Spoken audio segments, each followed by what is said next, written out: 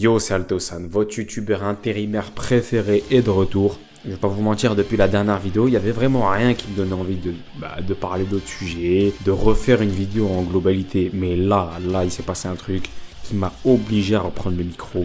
Namco Bandai a annoncé le nouveau Dragon Ball Z Budokai Tenkaichi. C'est une putain de dinguerie et là, je suis obligé d'en faire une vidéo pour en parler avec vous. Je suis obligé, on est obligé de discuter par rapport à ce nouveau jeu Dragon Ball Z, d'exprimer nos attentes mais aussi nos inquiétudes et voilà, d'en parler sans filtre, vous me connaissez de toute façon. Et voilà, on va pas faire plus long, c'est parti.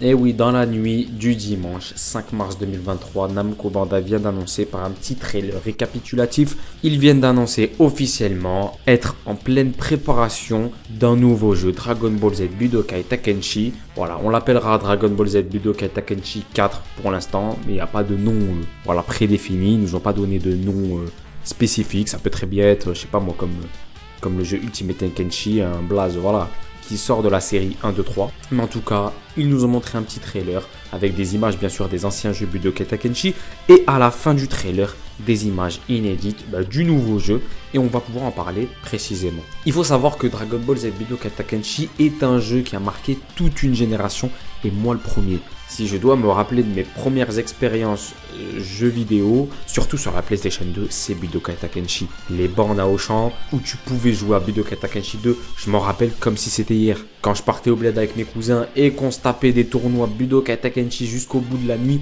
je m'en souviens aussi. C'est des moments qui m'ont marqué, mon expérience de joueur. Et c'est aussi les premières fois que j'ai commencé à détester des personnages.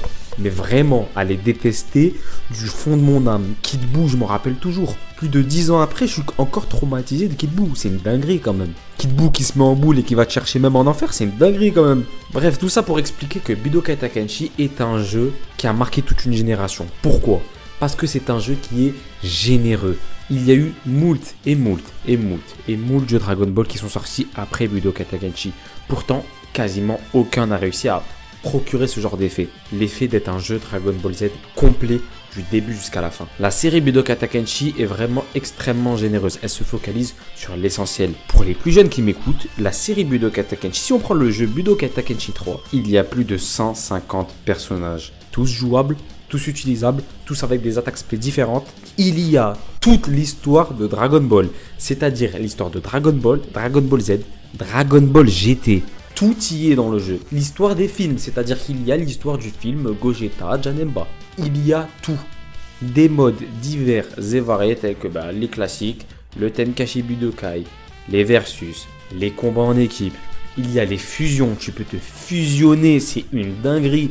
Moi franchement, un des souvenirs marquants dont je me rappelle précisément, et un des trucs que je kiffais le plus faire, c'est se fusionner en plein match. C'est une putain de dinguerie, je me rappelle pas d'avoir vu ou joué à d'autres jeux Dragon Ball Z qui arrivent après, qui me permettent de me fusionner en plein match. C'est-à-dire, pour expliquer le bail aux gens qui ne comprennent pas, c'est pas tu prends Gogeta, tu joues avec Gogeta. Non, c'est que tu fais un match en équipe, tu prends Goku, tu prends Vegeta fin, tu prends un troisième membre, et tu peux te fusionner. Vu que tu as Goku et Vegeta dans ta team, en plein match, tu es là, tu te tabasses avec Goku, et t'appelles Vegeta de ton équipe pour te fusionner. C'est une putain de dinguerie. Le contenu, il coulait à flot. Il y avait ni DLC, ni rien du tout, poteau. Tu prenais ton jeu, tu l'achetais ton putain de jeu, t'avais 150 personnages qui t'attendaient. C'est incroyable. C'est vraiment l'âge d'or des jeux vidéo.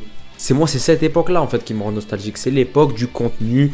C'est un jeu complet. C'est un contenu généreux qui t'offre. T'es là, tu joues, tu kiffes ta race parce que t'as tous les personnages, poteau. Tu veux jouer avec Babidi, joue avec Babidi, frère. Je veux jouer avec Videl, joue avec Videl. C'est une putain de dinguerie. Wesh, dans le jeu, tu peux jouer avec Hercule Satan. C'est trop, il y a tous les personnages, tous les putains de personnages. Et c'est ça qui a fait la force de Dragon Ball Z Budokai Tenkaichi. C'est ça qui a fait que, plus de 10 ans après, on en reparle et que les fans, ils en redemandent. Parce qu'ils ont été choqués. Moi-même, j'ai été choqué. Et en fait, quand tu penses à Dragon Ball Z Budokai Tenkaichi, il y a tous les éléments du jeu ultime Dragon Ball Z qui apparaissent. En fait, t'as le mode histoire hyper long, le nombre de personnages jouables et le gameplay. Faut en parler du gameplay. Le gameplay à la troisième personne.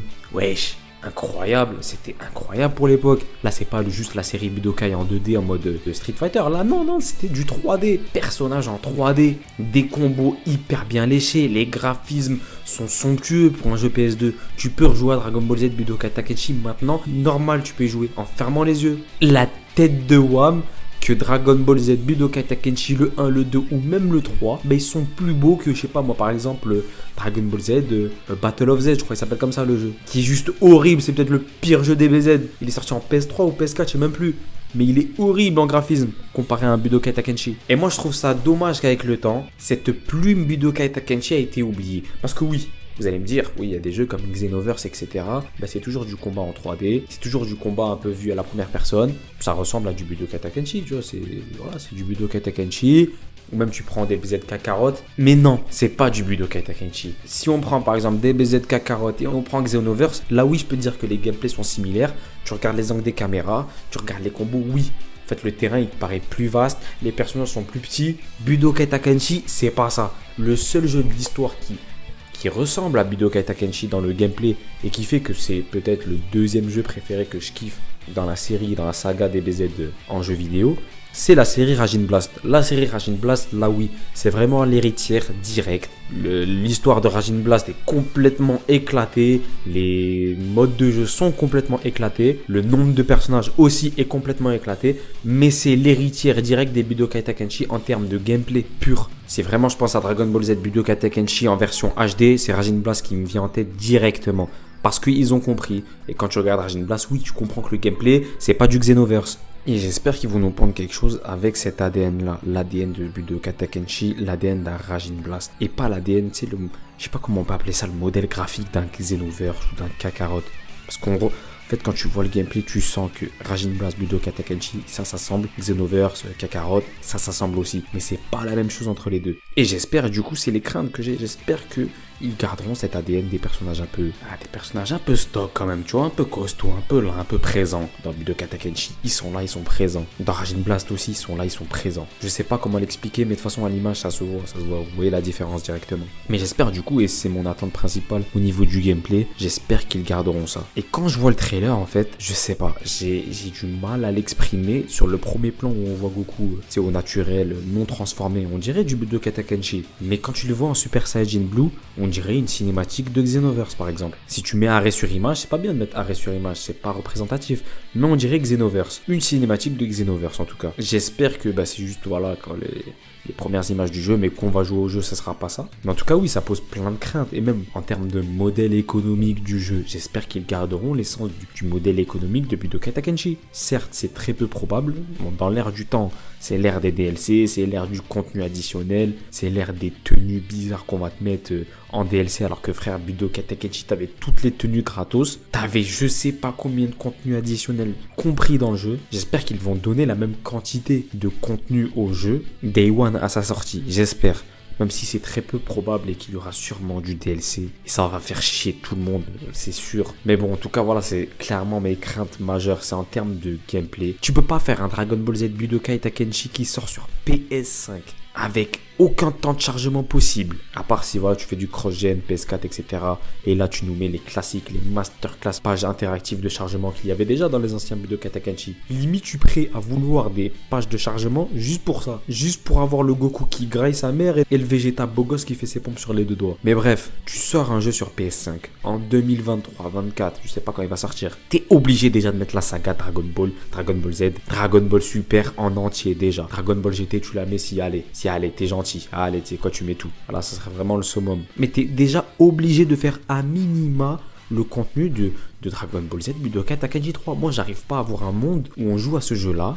Et ce jeu-là, moins de 150 personnages. C'est pas possible. Tu peux pas faire un Budokai Tenkaichi. Tu peux pas promettre aux gens, reprendre le nom de la série, mythique, iconique, si c'est pour avoir moins de 150 personnages et que le mode histoire il soit pas à minima aussi fourni que le dernier opus. J'espère qu'ils ont vraiment pris conscience de la responsabilité de reprendre ce blaze et qu'ils le prennent pas juste, t'as vu, pour que ça fasse vendre et que les gens se disent ah bah c'est Budokai Tenkaichi je prends. J'espère, parce que sinon ils vont se prendre des rafales de l'espace sur les réseaux. C'est essentiel de comprendre l'essence de cette série et de vouloir la faire évoluer. Il faut pas que ce soit juste voilà un Budokai Tenkaichi. Non là frère, c'est next gen, on veut de l'HD, on veut des graphismes époustouflants, on veut du contenu solide, on veut un grand mode histoire, référence, on veut un nombre de personnages extrêmement élevé, même s'il y a des personnages qu'on n'utilisera jamais, je veux les voir. Moi je veux me battre avec un Saibaman, oui. Je pouvais faire ça dans Budokai Tenkaichi. Est-ce que je vais le faire tout le temps? Non, mais je veux le faire. Je veux au moins savoir que je peux le faire. Après, bien sûr, ils vont rajouter toute la dimension en ligne. Donc ça, de base, de fait, ça sera un plus que les autres Budokai Tenkaichi n'avaient pas. Un mode en ligne vraiment extrêmement fourni, etc. Mais en vrai, ça, je m'en fous. La vie de WAM, je m'en fous complètement. Si je sais que le jeu est fourni en contenu, si je sais que le jeu a un mode histoire solide, le Lin Osef, la tête de WAM... jouer en classé à Dragon Ball Z Budokai Tenkaichi c'est cool hein. Mais si ça vient au détriment du gameplay, si ça vient au détriment du mode histoire, oui même si je l'ai fait 100 milliards de fois dans tous les jeux DBZ, ah bah moi je prends quand même, j'en ai rien à foutre. Moi je veux un vrai jeu de versus et qui a l'ADN de Budokai Tenkaichi. C'est ça mes attentes principales et je pense que c'est l'attente principale des fans en entier. Mais voilà quoi, c'est ça mes attentes. Je veux voir un Goku début, un Goku fin, un Goku Freezer, je veux voir un Goku Dragon Ball, je veux voir un Goku de Dragon Ball Super. Je veux voir ça, je veux voir les différents Goku, les différents Vegeta, je veux voir ça, moi c'est ça que je veux, je signe pour ça. Je veux voir des cinématiques de fou, un vrai mode histoire, et c'est ça les attentes que j'ai. Mais la première est vraiment la plus essentielle, c'est le gameplay. Elle intervient même avant le contenu, c'est le gameplay. J'espère qu'on va se tourner vers un gameplay type Raging Blast, type Budokai Tenkaichi. Et pas le Xenoverse Kakarot. Kakarot, c'est un jeu très bien, qui a un gameplay très bien, mais qui est extrêmement pauvre. C'est extrêmement pauvre en termes de combo, en termes d'attaque spéciale. Pareil pour Xenoverse, c'est vraiment un bon gameplay, hein. Tu t'amuses, c'est fluide, c'est cool, mais je sais pas, moi ça me paraît très fébrile. T'as les combos carré de base, coup de poing, attaque spé et Kikoa. Fin, ça s'arrête là. Et ils ont trouvé cette ruse que je trouve totalement dégueulasse de mettre des combos coup de poing en attaque spéciale en fait. Tellement le gameplay pied-point n'est pas étoffé, mais ils te mettent des combos pied-point en attaque spé. Et c'est même pas une cinématique, non, c'est vraiment en mode tu mets un enchaînement de coups de poing comme si t'appuies sur carré, mais en attaque spé. C'est une dinguerie. Alors que je sais pas moi, dans Budokai Tenkaichi, il y avait plein de combos pied-point, mais c'était sous forme de cinématique. Par exemple, j'ai la scène de l'attaque spé Kaioken de Goku, voilà, c'était... Voilà, il envoyait Nappa en Kaioken en l'air, il allait le rechercher, il chopait comme ça, bref, tu vois le bail. Mais c'était une vraie cinématique, ça donnait l'impression que c'était une attaque spéciale. Non, dans Xenoverse, c'était des sortes d'enchaînement pied-point, mais avec la caméra de base en fait. Comme si t'appuyais sur carré et que les attaques changeaient. J'en attendais rien moi de la saga de DBZ. Je vais pas te mentir que je prenais les jeux comme ça, j'avais pas de hype particulière. Pour moi le prime DBZ il était derrière nous en fait, il était pas devant nous. C'est les séries Budokai, c'est les séries Budokai Tenkaichi, Raging Blast. Tu sais, ils ont pas une place volée, c'est pas de la nostalgie. Tu rallumes Budokai, de toute façon n'importe qui regarde cette vidéo, tu prends un émulateur sur PC, tu te mets un Budokai Tenkaichi 3, et tu te la donnes, c'est magnifique. C'est magnifique. Le jeu n'a rien perdu. C'est pas de la nostalgie de dire ça. Le jeu n'a rien perdu. C'est incroyable. En tout cas, voilà, j'en attends beaucoup. C'est même pas les fans qui ont créé cette attente. Nous, on avait l'envie d'avoir un Budokai Tenkaichi. Il ne serait jamais venu. On aurait été déçus, mais bon, on avait quand même assez bien mangé avec les trois premiers opus.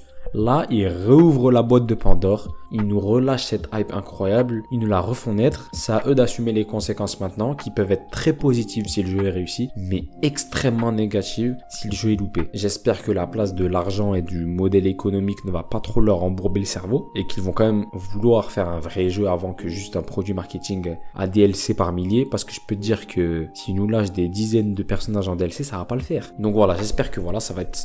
J'espère qu'ils feront un travail sérieux. En tout cas, j'ai extrêmement hâte. Je suivrai, on suivra même l'évolution des trailers. Peut-être que j'en d'autres vidéos en fonction des nouveaux trailers qui vont lâcher, je sais pas. En tout cas, n'hésitez pas en commentaire à me dire vos impressions, vos craintes à propos de ce jeu-là. Quand t'as vu le trailer, qu'est-ce que ça t'a fait? Pour partager vos opinions, ça fait toujours plaisir. Et moi, comme d'habitude, c'était cool de revenir sur YouTube en vrai de vrai. En vrai de vrai, je pense que je vais prendre plus souvent le micro. Je vous dis à plus pour de prochaines vidéos comme d'hab. On se retrouve bientôt. C'était Altosan. Ciao.